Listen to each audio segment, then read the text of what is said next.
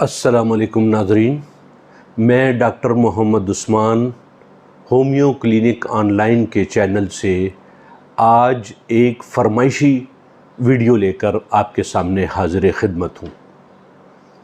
नाज़रीन, फरमाइशी वीडियो मैंने इसलिए कहा कि एक हमारे बहुत ही प्यारे, हर दिल अज़ीज़, ख़ूबसूरत, फूलों की तरह मुस्कुराते, चाँद सूरज सितारों की तरह बेहतरीन प्यारे दोस्त गुजरांवाला में होते हैं। उन्होंने ख़ास तौर पर मुझसे ये रिक्वेस्ट की है कि आप नाफ के टलने पर कोई वीडियो बनाएं। उनका ख़ुद भी ताल्लुक़ चूँकि मेडिकल फील्ड से है, लेकिन बहरहाल वो समझते हैं कि इस पर अगर मैं वीडियो बनाऊंगा तो न सिर्फ़ उनका फ़ायदा होगा बल्कि अवामुन्नास का भी फ़ायदा होगा। तो नाज़रीन, नाफ का टलना, जिसे हम मेडिकल टर्मिनोलॉजी में नेवल डिस्प्लेसमेंट कहते हैं, ये क्लिनिकली एक्सपीरियंस किए जाने वाला एक बहुत आम केस है। मेडिकल साइंस में तो इसकी कोई हकीकत नहीं। अब आप कहेंगे ये कैसी बात है, मीन कि इसका नाफ से कोई ख़ास ताल्लुक़ नहीं है। अभी आपको खुद पता लग जाएगा। नाफ का टलना या नेवल डिस्प्लेसमेंट, लोग इसको आंतों का मर्ज़ समझते हैं या पेट का कोई अंदरूनी और ख़तरनाक मर्ज़ समझते हैं। ये ऐसी बात नहीं है। नाफ का टलना दरअसल क्या होता है कि हमारा जो ये एब्डोमेन होता है, इसके सामने दो मसल्स जो हैं वो बड़े से मसल्स सीधे आ रहे होते हैं। हम इनको एब्डोमिनल रेक्टस मसल कहते हैं। जैसा कि ये आप देखें, इसमें देख भी रहे होंगे, ये दो सीधे मसल्स ये नज़र आ रहे हैं आपको।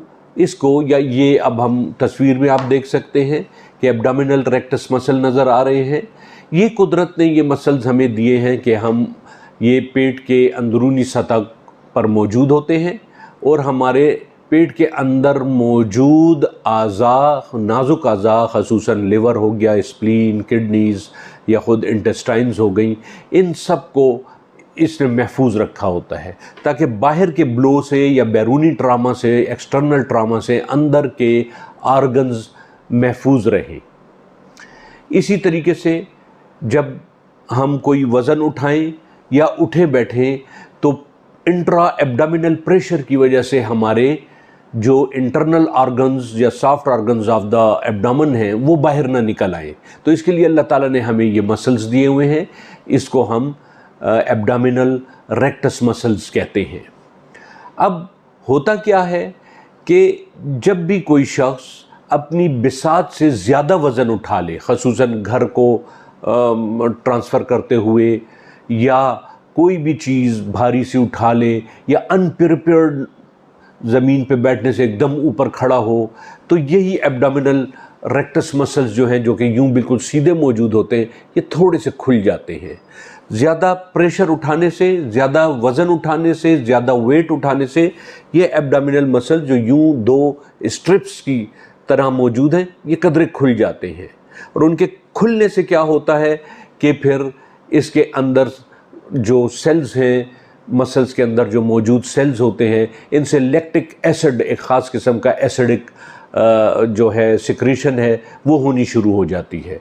ये लैक्टिक एसिड फिर लोकल एरिया के मसल्स में इन्फ्लेमेशन फैलाती है, सोजिश कर देती है, और एक ख़ास किस्म के केमिकल्स ल्यूकोट्रीन्स और प्रोस्टाग्लैंडिन्स की पैदाइश कर देती है।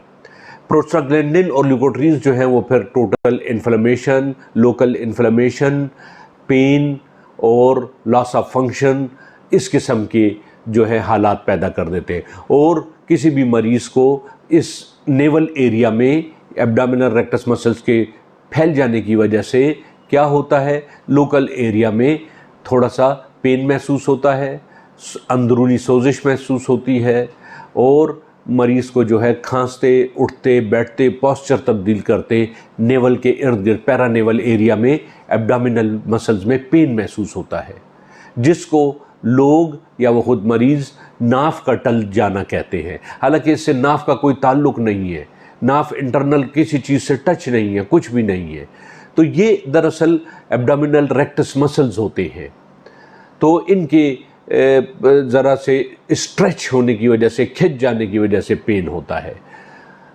اب اس کی ٹریٹمنٹ کیسے کی جاتی ہے؟ اس کے کچھ پریکاشنری میجرز ہوتے ہیں۔ مثال کے طور پر ایسے لوگ جنہیں بار بار ناف کے ٹل جانے کا یا ایبڈومینل ریکٹس مسلز کے اسٹریچ ہو جانے کا عارضہ لاحق ہوتا ہے، انہیں چاہیے کہ بوجھ وزن کا کام نہ کریں زیادہ تر، اور اپنی بساط کے مطابق بوجھ اٹھائیں۔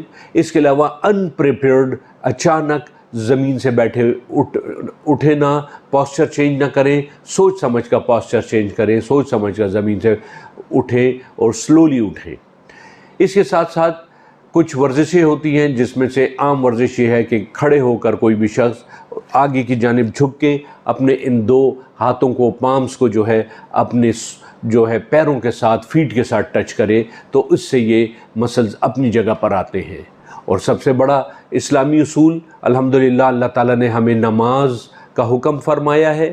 5 وقت نماز پڑھیں تو رکوع میں جائیں گے، اس کے ساتھ ساتھ لمبے سجدے کریں تو اس سے آپ دیکھیں کہ یہ ایبڈومینل ریکٹس مسل اپنی جگہ پر آ جاتے ہیں، اور یہ ناف کے ٹلنے کا عارضہ اور اس کی وجہ سے جو بھی ایبڈومینل پین ہو، بعض لوگوں کو نازیہ سا ہونے لگتا ہے، کئیوں کو وومٹنگ بھی آ جاتی ہے، ڈائریا بھی ہو جاتا ہے کیونکہ گٹ یا باؤل کی جو ہیبٹس ہیں وہ چینج ہو جاتی ہیں، تو یہ سب اس کی وجہ سے ہوتا ہے۔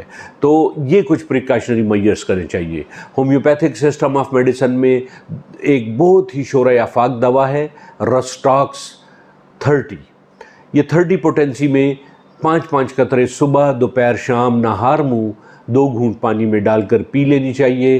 یہ ناف کے ٹلنے کی ایک اکسیر دوا ہے اور بہترین کام کرتی ہے، اور آئندہ ناف کے ٹلنے کے عمل کو جو ہے وہ روک دیتی ہے۔ تو امید ہے ناظرین ہماری آج کی یہ ویڈیو آپ کو پسند آئی ہوگی، ہمارے گجراں والے ڈاکٹر صاحب کو بھی بہت پسند آئی ہوگی، اور انشاءاللہ تعالی آپ سب ہی لوگ اس ویڈیو سے فائدہ اٹھائیں گے۔ اگر یہ ویڈیو پسند آئی ہو تو اپنے دوست احباب کے ساتھ اس کو شیئر کریں، لائک کریں، اور ہمارے چینل کو سبسکرائب کریں، اور نیچے کمنٹس میں اپنے کمنٹس ضرور دیں۔ آئندہ پھر کسی نئے موضوع کے ساتھ حاضر ہوں گے۔ اس وقت اجازت دیجیے۔ السلام علیکم ورحمۃ اللہ وبرکاتہ۔